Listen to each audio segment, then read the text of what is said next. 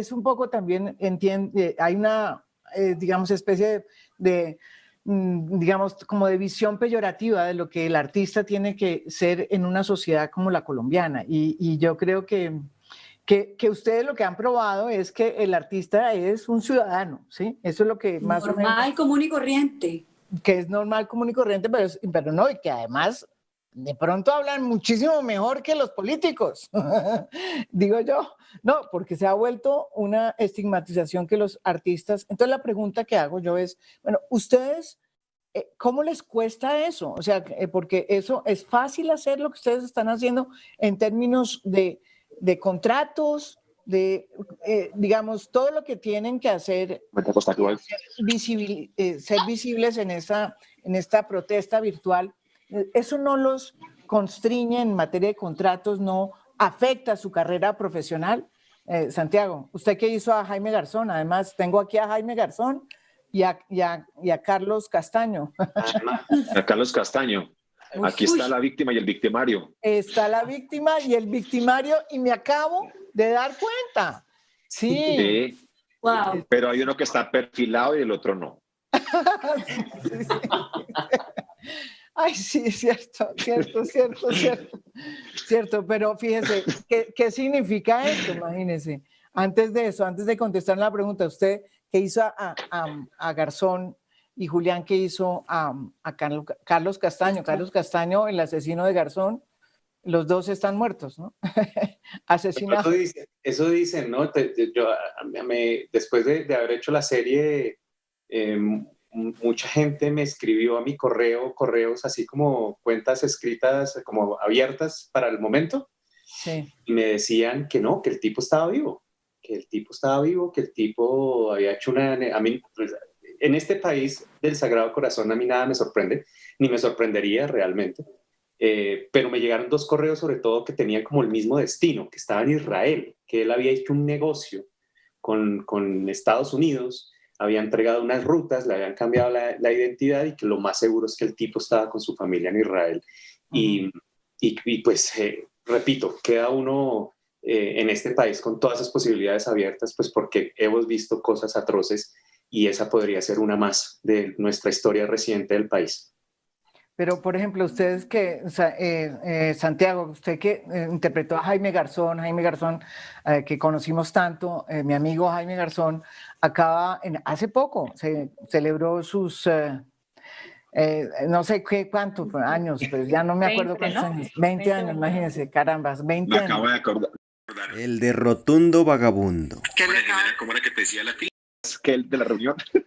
No, es que Jaime Garzón decía que nosotros teníamos un movimiento que se llamaba el Rotundo Vagabundo. Yo le decía, pero ese movimiento Rotundo Vagabundo, y entonces me invitaba a unas reuniones todas con unos señores todos grandes, sí, señores todos elegantísimos, grandísimos y todo, y Jaime y yo, que éramos de la misma edad, siempre nos sentábamos y me dice, ¿yo qué hago acá? Me dijo, no, es que tú eres el seno del movimiento. Era lo que decía Jaime. Jaime me decía eso.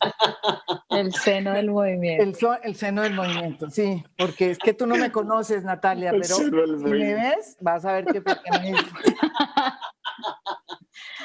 Yo ahí alcanzo a ver.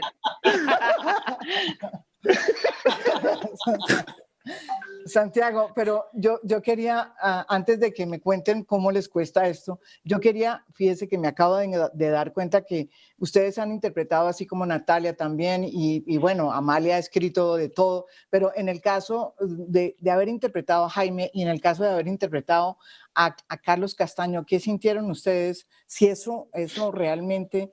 digamos, dentro de ustedes algo cambió, ¿entendieron algo que no habían entendido? Santiago. ¿O Fito? Uy, yo sí. A ver, ¿qué sintió? Yo sí. ¿Qué entendió? Pido disculpas por el internet. Disculpas por el Fito Páez, de verdad, eso fue una broma que no pude solucionar. Sí. No, pues hay un montón de cosas que termina uno aprendiendo cuando interpreta a sus personajes, porque Claro, porque como son personajes tan idealizados, uno lo que tiene que hacer es agarrarlos desde otro lado, porque si no, no pierde la objetividad. Entonces empieza uno a agarrarlos desde cero. Entonces al agarrarlos desde cero uno empieza a descubrir un montón de cosas y entre esas cosas descubre uno el humano, ¿cierto? Al ser humano, más allá de su talento, más allá de ese histrión tan grande que tenía, pues descubre uno el humano, descubre lo que le pasaba, descubre sus momentos tristes, sus momentos felices. Pero hay algo muy importante que a mí me quedó de la interpretación de Jaime, más allá de si fue buena o mala o si la gente le gustó o no, fue lo que me quedó a mí. A mí me quedó una sensación de esperanza. Es decir, yo sentía que él trabajaba siempre con la intención y con ese sueño de que se podía. Por eso dejaba en cada charla, en cada personaje, algo para pensar. Por eso dejaba siempre ahí la pildorita para que nosotros despertáramos un poquito, porque él sabía que sí se podía, y que había que trabajar. Entonces a mí me quedó eso, a mí me quedó como esa sensación de que se puede y que hay esperanza. Julián, ¿y usted? Pues, al interpretar a Carlos Castaño, que es el que ordena el asesinato de Jaime. Sí, yo creo que ha sido de las cosas más complicadas para mí. Primero porque yo no quería juzgar el personaje. Yo creo que un actor no puede juzgar un personaje bueno o malo porque pues lo vas a llevar a otro lado y de pronto podrías darle un tinte que no es. Y sobre todo cuando es un personaje real, ¿verdad? Cuando es un personaje real, aparte, creo que Santiago de pronto está de acuerdo conmigo, uno está en una línea muy delgada donde puede ser la imitación, ¿verdad? O simplemente hacer un camino completamente nuevo y también desvirtuar el personaje. A mí que me dejó, primero me dejó, fue de las series más difíciles de grabar porque grabábamos con una rudeza, grabamos desplazamientos, grabamos masacres, hablábamos de asesinatos de Jaramillo, de Pizarro, bueno, una cantidad de cosas que pues cuando yo estaba todavía en el colegio y las oía. De masacres. Mucho dolor, las masacres. Yo desde el 94 en el colegio pues escuchaba a mi papá en las reuniones con sus amigos hablar de paramilitares. A mí que me dejó estos personajes, sobre todo Carlos Castaño, yo siempre sentí un miedo profundo de estos personajes, de ellos. Y ese miedo es el que hace que estos personajes se comporten de esta manera. Como se comportan los mafiosos por lo general, ¿no? Siempre hay un miedo a perder todo, a perder la vida, a perder sus ideales, que realmente al final son una cantidad de mezcolanzas de plata, narco, yo soy el más macho, que era un poco este personaje de Castaño, que era un híbrido entre revolucionario, porque cuando era joven creían en la lucha del pueblo, pero entonces le matan al papá, entonces ya creen otra cosa. Una amalgama, era una amalgama de lo que era Colombia, y yo con lo que quedé al final, y mi gran enseñanza es que todos estos personajes tienen un miedo profundo y nosotros nunca dejamos de ser niños. ¿Y cómo reacciona un niño contra el miedo? Le pega al otro niño, le pega a la otra niña, se comporta. Estos niños crecen con armas, con dinero, con poder, y se comportan y han hecho del país lo que han hecho por esos miedos que tienen. Esa es como la sensación que me quedó a mí de estos genocidas, o bueno, de este genocida. Amalia, hablando de miedo, yo creo que una de las cosas que más producen las masacres, y se lo digo porque no solamente estas últimas, sino todas las que han pasado durante tantos años en Colombia, es precisamente el miedo, porque como fue la masacre de Samaniego, algo que me impresionó de esa masacre es que esa gente entró y llegó al sitio para infundir miedo, para que la gente se diera cuenta que ellos eran los que manejaban esa zona, para que atemorizar a la gente y para que no dijeran nada, y para atemorizar y meter miedo. Para eso son las masacres. El miedo usted lo ha manejado mucho, usted ha escrito sobre el miedo también de una generación. Es que, y eso se lo pregunto, o sea, hay una generación que va a crecer con miedo como la generación que yo crecí, como la generación que crecimos con miedo. ¿Qué dice usted de eso, Amalia? Yo, la verdad es que no sabría decirte si no creo que haya generaciones en Colombia que hayan crecido sin miedo. Yo creo que nosotros somos un pueblo profundamente gobernado por el miedo. y de hecho siempre he hablado que una de las razones por las cuales a mí me interesa tanto hablar del miedo, y yo obviamente no lo hablo desde este lugar o de lugares políticos o temas sociales, o no toco el tema de masacres, sí. Yo lo hablo desde cómo se siente el miedo en la carne y en el día a día. Pero una de las razones por las cuales me interesa mucho es porque el miedo es y ha sido siempre la herramienta de gobierno más poderosa del mundo, para gobernarse a uno mismo y para el gobierno de un pueblo. Yo, mi generación, aunque yo era chiquita, yo crecí con muchísimo miedo. O sea, en mi colegio habían alarmas, que cuando sonaba la alarma, eso significaba que había un posible atentado en Cali, o una amenaza de secuestro, o que había la búsqueda de algún capo o alguien importante dentro de la ciudad, y habían protocolos para evacuar a niños. Entonces el miedo está muy, muy instalado en nosotros, y a mí me parece que lo más preocupante acá no es si las nuevas generaciones van a seguir creciendo con miedo. Creo que sí, que me da tristeza porque creo que todos sentíamos de alguna manera u otra la esperanza de que esa Colombia cambiara profundamente. Y estamos viendo que eso no está funcionando, pero creo, y precisamente algo que me parece muy importante acá, y de que estemos todos, y cuando se habla de este tema de la visibilización, de que más allá de ser artistas, somos ciudadanos, es precisamente el miedo a hablar en Colombia, el miedo a manifestar una opinión, el miedo a denunciar independientemente de la posición política, denunciar algo que no está bien. Hay profundo miedo a las represalias, no solamente económicas, porque hay mucha gente que no dice nada porque teme que va a quedar sin trabajo. Hay mucha gente que teme, pone su vida en riesgo al denunciar una cosa, y yo sí siento que ese temor a volver a hablar, porque es que si hablamos van a haber unas represalias importantes, es algo que está en tela de juicio en este instante. Y creo que si bien es una cosa que hay que mirar con lupa y que no hay que simplificar, no soy yo la persona experta en esto, pero sí creo que es el momento en el que más verbales debemos ser, porque si nos dejamos caer en la trampa del miedo otra vez, entonces nos vuelven a gobernar absolutamente, porque el gobierno comienza acá. El miedo gobierna acá, y si nosotros dejamos que eso entre ahí, María Jimena, volvemos y retrocedemos. Ya estamos retrocediendo a 20 años atrás, ya estamos a muchos años atrás, y no podemos, desde lo personal, lo colectivo, lo ciudadano, tenemos que hacer resistencia a eso. Si nosotros nos dejamos vivir hasta a nivel psiquiátrico y psicológico, si revivimos ese niño asustado que tengo yo de los 80 y comienzo a vivir desde ahí, perdimos a Colombia, no hicimos nada por eso. Entonces para mí es muy importante eso. Aida, ese miedo a no tener miedo, decía... Ese miedo siempre nos ha invadido en Colombia, nos ha gobernado, como decía Amalia ahorita, y con ese miedo quieren controlar. El miedo controla, y es lo que no debemos dejar. ¿Cómo aprender a no tenerle miedo al miedo? Esa es la forma. Uy, es el peor enemigo.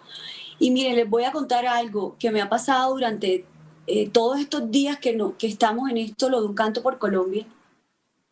Defender la vida, eso es una amenaza aquí. Cuando tú quieres defender la vida, eso es una amenaza. ¿Por qué? ¿Por qué dices? Y me ha tocado vivirlo en casa. Mi mamá, desde que me está viendo con todo esto, Un Canto por Colombia, ¿tú qué estás haciendo, Ida Cristina? No te busques una mala hora. Mira, mija, tú estás tranquila aquí en tu casa. ¿Qué es lo que tú te estás buscando? Ella de una lo relaciona con, a mi hija me la van a matar. Yo le digo, mami, pero es que lo que está pasando no es normal, mamá. ¿Tú crees que esto no es normal?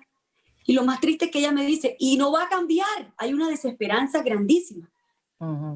Esto siempre ha existido, me dice ella, siempre nos han matado. Esto no va a pasar en la historia de la humanidad, de la Cristina. pero yo no tengo dos opciones, o me quedo callada con miedo, o yo hablo, digo lo que siento, lo que estoy viendo. Yo no puedo ser indiferente ante eso. Y en este país eso es una amenaza. Cuando tú quieres defender la vida, es una amenaza. Entonces, claro, uno tiene las redes sociales, los seguidores, y tú pones una foto con la bandera de Colombia, esa guerrillera, esas maneras. A Jaime. Sí, a Jaime. Es increíble. Entonces lo relacionan de una como mierda. Ay, ya tú te vas a poner con estas cosas.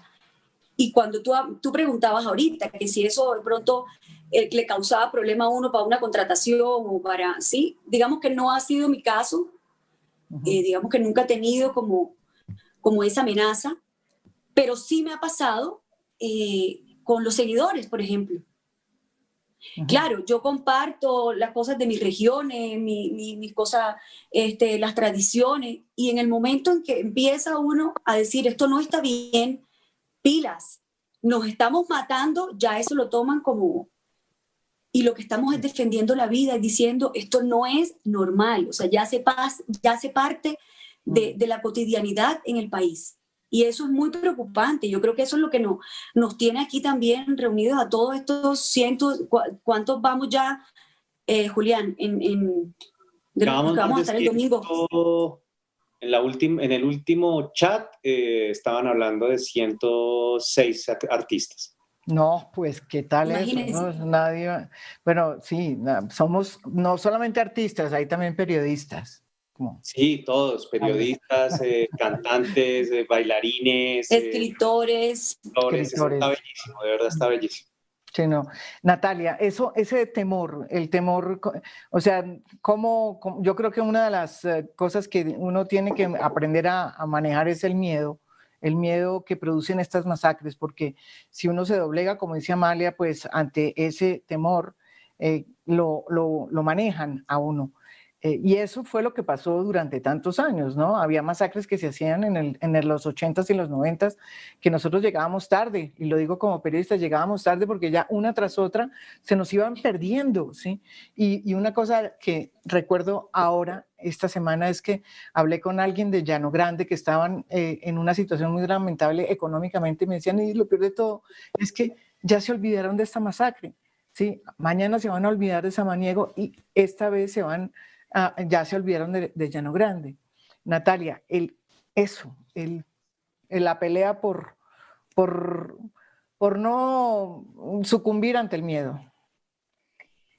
El miedo y la memoria, que es algo que estás diciendo que me parece súper importante, y es que en este país, pues con tantas cosas tan trágicas, realmente no solo perdemos el miedo, sino perdemos la memoria. Entonces yo creo que hay algo importante en lo que dice Amalia, y es como no dejarnos gobernar por el miedo, y yo siento que al miedo, como dicen, hay que mirarlo a los ojos, y el miedo empieza en una cosa muy, muy personal, pero yo creo que personalmente, a mí lo que me funciona con el tema del miedo y con estas cosas, porque a mí mi mamá también todos los días me regaña por lo que yo pongo y por lo que yo digo y porque mejor ¿De me van a hacer, sí, todos los días, y el seguidor, y entonces tú eres actriz, entonces limítate a actuar, bruta, no opines, o sea, ¿no?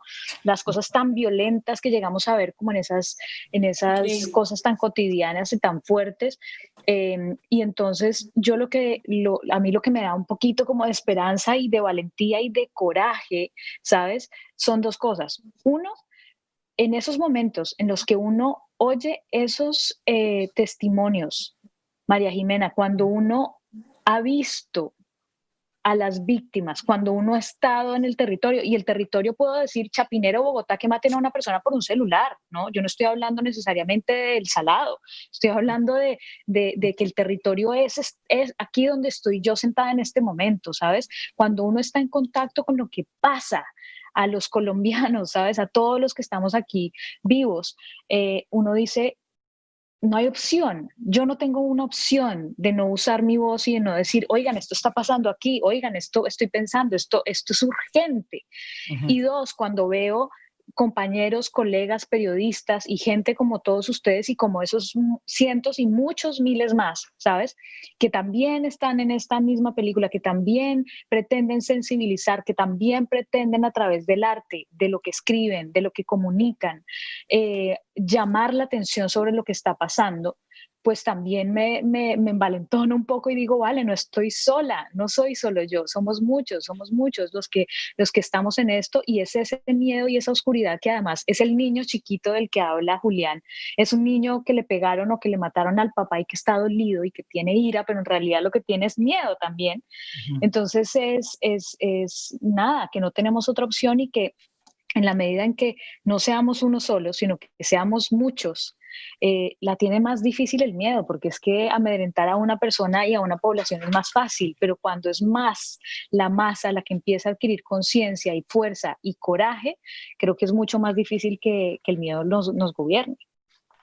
Eso es cierto. Julián, usted no me contestó cómo hace para ser, ¿cómo se llamaría ahora? ¿Activista? ¿Se llama esto? Yo no sé cómo se llama. Ay, sí. Perfilado. ¿Cómo dice? Perfilado, activista. Sí, exacto. Yo comparto lo mismo. Entonces, actor, modelo y activista. No solo soy una cara bonita, quiero aclarar. Bueno, comparto con Nati y con Aida,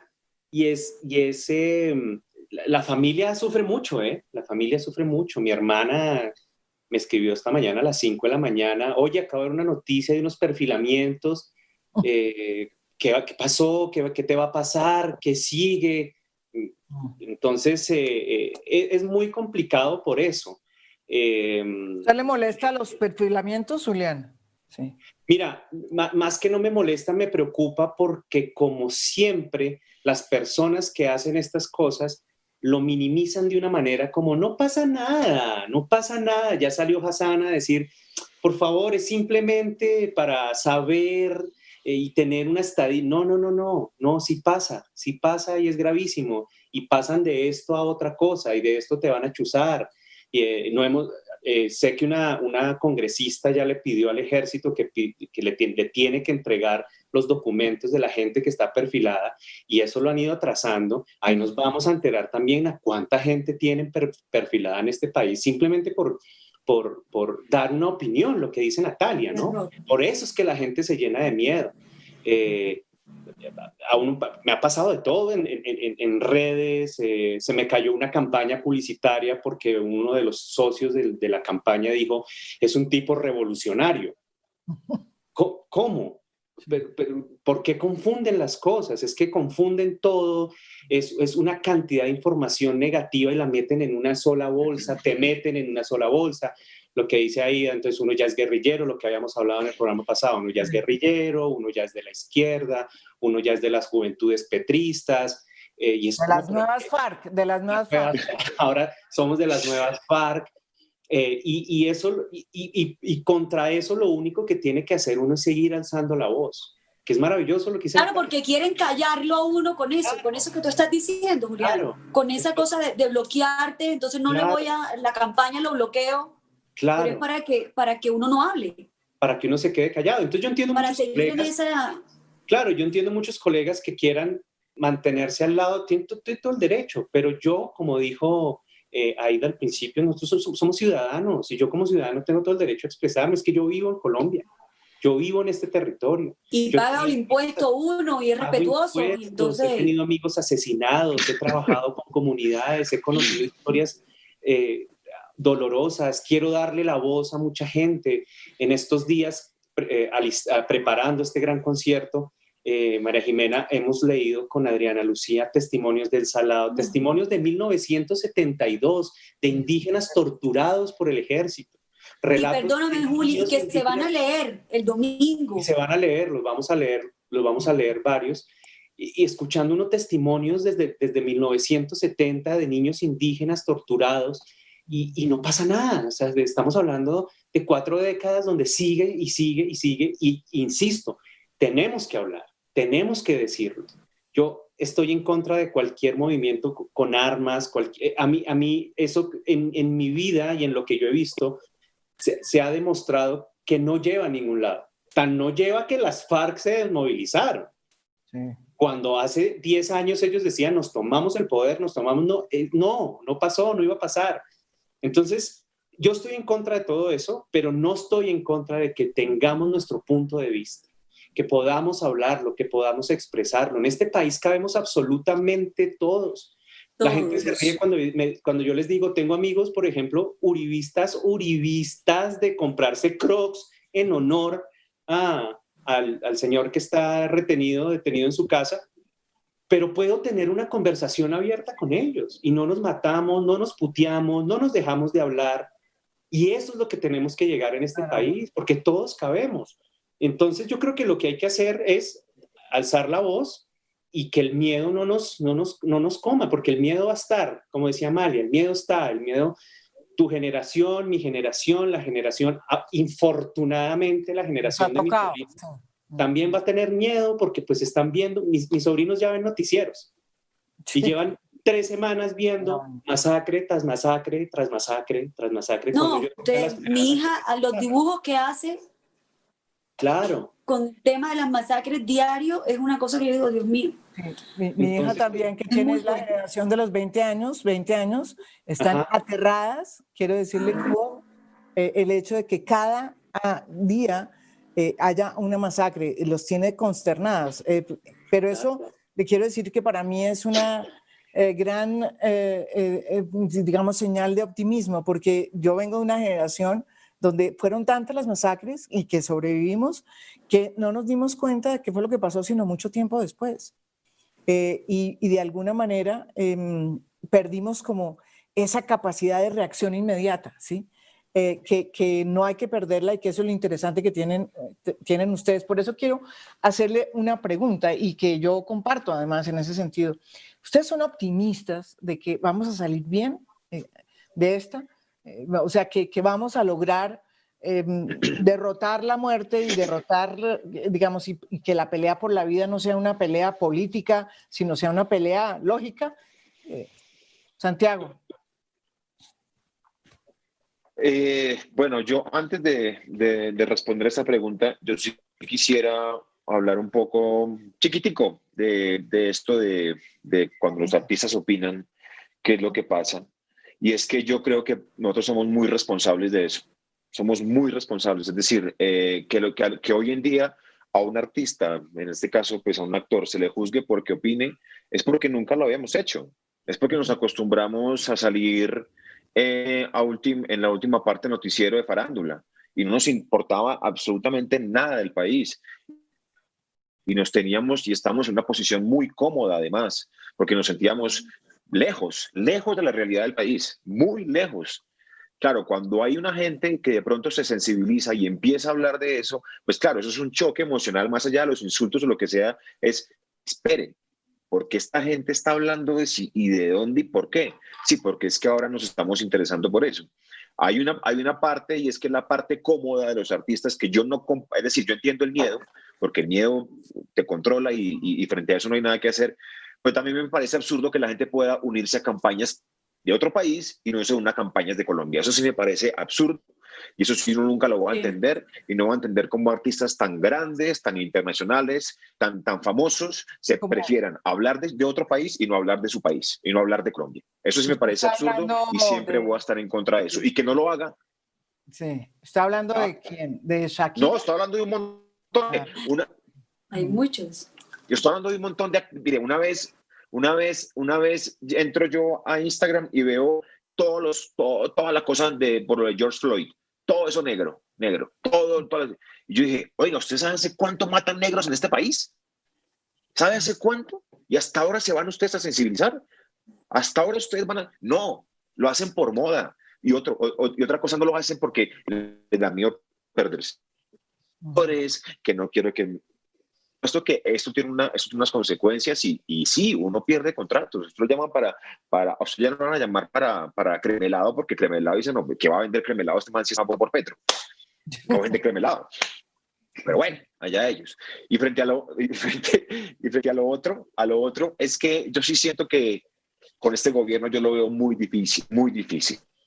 Muy difícil porque una cosa que decía María que me parece súper clave y ella hablaba de la arrogancia. Y estamos en eso. Estamos viviendo un gobierno arrogante, un gobierno soberbio. Y una de las pruebas más grandes es lo que pasó en Samaniego cuando llega el presidente casi que levitando a saludar a la gente de Samaniego como si él fuera el poderoso, ¿cierto? Y Indignante. él llega y luego dice, les vamos a ayudar, les vamos a ayudar. Perdón, pero es que tú no estás aquí para ayudar, estás para trabajar. Lo primero que tenía que hacer ese tipo llegando allá, tenía que haber dicho perdón, porque esto es responsabilidad mía. Estamos pasando por eso yo veo que es muy difícil, pero tenemos esperanza, y una de las cosas para poder mantener la esperanza son los eventos como Un Canto por Colombia. Sabemos que la única forma de poder, lo que es Amalia ahorita, es reconocernos y vernos en el espejo y decir, mire, esto es Colombia. Colombia no es Suecia, Colombia no es Noruega, Colombia es esta. Y tienen que verla porque por más que usted le huya, esta es Colombia. Entonces, yo con este gobierno lo veo muy difícil, por lo mismo que decía Amalia, porque es un gobierno soberbio, pero hay que seguir. Eso no quiere decir que tengamos que parar. No, hay que seguir. Y una de esas acciones es Un Canto por Colombia, al que yo y al que muchos le hemos puesto mucho cariño y fe. Y por supuesto que así le lleguemos a 5 personas, no importa. Pero y yo le quiero cambiar esto. Yo le quiero sumar algo a esto que está diciendo Santiago, y es que hay una particularidad en Un Canto por Colombia. Todos los artistas que están en Un Canto por Colombia, hay diferentes pensamientos, de diferentes frentes, y todos cabemos ahí. Claro, sí. Y lo que nos tiene ahí es el país. La vida de la gente, lo que nos está desangrando. Izquierda, derecha, centro, arriba, abajo, a mí eso no me interesa. Es el país, es la vida de la gente, es como nos hemos acostumbrado a vivir. Y Un Canto por Colombia tiene eso. Hay gente de todos los frentes, pero estamos ahí porque respetamos, porque amamos el país y estamos comprometidos. Y bueno, si esto se va a lograr en este gobierno o en los que siguen, no se sabe, pero lo estamos intentando. Por lo menos a mí me queda esa tranquilidad. Bueno, antes de que, porque como ya vamos a terminar, yo les voy a pedir un minuto porque tengo que hacer una precisión y una rectificación que me pide la oficina de prensa de Álvaro Uribe Vélez. Y es que hace 2 días, en el programa de 25 de agosto del 2020, de este año, hice una entrevista con el exfiscal Eduardo Montealegre y el exfiscal Jorge Perdomo. Entre tantas infamias, estoy leyendo lo que me mandaron. Entre tantas infamias, imprecisiones e infundios, hubo una afirmación que hizo la periodista Duzán frente a una supuesta denuncia que habría hecho Álvaro Uribe Vélez, siendo gobernador de Antioquia, a Jesús María Valle. Jesús María Valle, para los que no conocen, era este defensor de derechos humanos que denunció que iba frente a Álvaro Uribe la masacre, la posibilidad de que fueran a sucederse estas masacres, entre ellas la masacre del Aro. Pero según Valle, esas denuncias nunca fueron escuchadas y después a él lo mataron. 1 año después cayó asesinado. Este hecho nunca sucedió, dice la oficina de prensa de Álvaro Uribe, y lo que la periodista dijo en este programa está completamente alejado de la realidad, entre tantas otras cosas. Solicitamos rectificación y corrección de estas palabras. Es cierto, no hubo demanda, es una declaración, no hubo ninguna demanda por parte de Álvaro Uribe Vélez, hubo lo que fue una discusión muy fuerte entre Valle y el propio entonces gobernador de el gobernador de Antioquia, que era Álvaro Uribe, y rectifico, no hubo ninguna demanda. En fin, esta es una cosa que tiene que ser. Cierro paréntesis y seguimos nosotros. Amalia, ¿usted qué va a hacer o sea, qué es lo que va a hacer en esa? Cantar. ¿Te va a cantar? Yo no sabía. Es un talento que pocos saben que tengo y yo sentí que no, hombre, no. Voy a leer. Casi me aterro. Yo digo, ¿será que va a cantar Amalia? No sabía que tenía. Sí, para nada. Dios sabe que si fuera cantante estaría cantando. Estoy de acuerdo. Sí. No, voy a leer testimonios de víctimas. Para mí es muy importante porque siento que hay un gran problema, como ya lo mencionó Natalia, con la memoria en Colombia, eso que tú hablabas en tu generación. A veces eran tantas masacres y no se llegó, y la mayoría del pueblo colombiano a veces sabe de 3, 4 masacres y sabe que son masacres, pero no necesariamente ha oído las voces de las víctimas. Y para mí es muy importante poder utilizar precisamente mi voz para darle visibilidad a eso. Entonces eso es lo que planeo hacer. ¿Y usted es optimista? Que es la pregunta que estoy haciéndoles a todos. ¿Es optimista? Te quiero responder como le respondió muy sabiamente, icónicamente Diomedes Díaz a Ernesto McClausand. No sé, Ernesto, no sé. Si supiera te lo diría, pero no lo sé. No. Si lo supiera, sí, amo. Si lo supiera te lo diría, pero no sé. No sé, Ernesto. Sí, Natalia. Ay. Cuesta la esperanza, pero yo creo que es que lo que dice Santiago, está muy difícil como con lo que está pasando, como con la actitud del gobierno, pero yo creo que es que esto no acaba en este gobierno, ni empezó en este gobierno. Yo creo que esta es una lucha de muchos años y de largo alcance, y creo que nosotros lo único que podemos hacer es la tarea.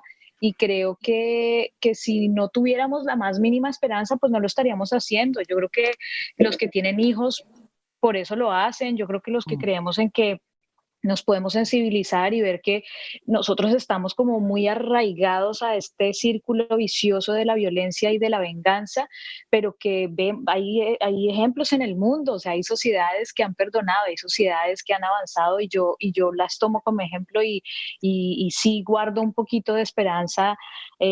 Poco a poco. Para mí es muy, muy bonito como termina además nuestro concierto y lo que queremos llevar, hasta que amemos la vida. O sea, el valor de la vida es algo tan básico, ¿sabes? Formo parte mínimamente de esa canción. Ahí aparezco. Exacto, hasta que entendamos que la vida de cualquier ser humano no vale un celular, la vida no vale un tweet, la vida no vale una estupidez por la que matamos en este país, un perfilamiento en Twitter. La vida no vale estar en contra ideológicamente con nadie. O sea, realmente creo que sí vamos a poder poco a poco, sobre todo por eso que dice María Jimena, por lo que dice Aida. Los niños están creciendo con otra conciencia. Los niños están viendo otro tipo de cosas, y creo que ahí hay un futuro un poco más esperanzador, y es el valor de la vida. Yo espero que esas nuevas generaciones sí tengan ese valor de la vida un poco más presente que lo que la hemos tenido y la estamos teniendo, pero ahí vamos. Sí, nosotros hicimos la presentación, pues ya la había presentado César, pero hicimos sí, es una cosa muy interesante que pasó en un programa que hice, y terminamos finalmente trayendo la canción de César López, que me dices tú que va a terminar la programación, digamos. ¿Y son cuántas horas, Julián? ¿Cuántas horas se va a demorar? Santi, ¿en cuánto vamos ya? Habíamos arrancado en 3 horas y en la última reunión estábamos hablando casi de 8, si no estoy mal. No, bueno. No, ya. Sí. Maratón. Ya pasamos. Sí, se habló de 8. O sea, estamos arrancando a las 3 de la tarde, estamos terminando más o menos medianoche. Sí. No. Vamos hasta el amanecer, mejor dicho, vamos hasta el amanecer. Ah, bueno, mira, entonces, exacto. Eso no... María Jimena, yo sí quiero decir que yo sí tengo fe. Yo sí tengo fe, tengo compromiso por Jaime Garzón, por los militares, policías mutilados, asesinados, por los niños guerrilleros y los guerrilleros muertos, por los muertos del Salado, por los muertos del Aro, por los muertos de las últimas masacres, por la sangre derramada de colombianos matando colombianos, que sí tengo fe, que sí lo vamos a lograr. Por los indígenas. Natalia, esto se demora, pero se le tiene. Bueno, casi me hace llorar, porque realmente sí es importante volver otra vez a defender la vida, y que eso no se vuelva un problema, digamos, político, ¿no? Ni de color, ni de tinte político. No. Yo les agradezco, nos acompañaron hoy cerca de más de 24,000 personas conectados aquí, o sea que esto augura muy buenos éxitos. Para... Los esperamos el domingo. Que los artistas no. ¿Qué? María Jimena, le tengo una noticia además. Usted conoce a Javier Cámara, el actor español. Claro. Va a acompañar, va a hacer una lectura de un testimonio. Hoy nos confirmó Piero, me llegó el mensaje, casi me desmayo. Piero, mi querido. Y yo tengo otra noticia. A ver, ¿qué otra noticia? Yo tengo otra noticia también muy importante. Thalía, ella sí no va a estar.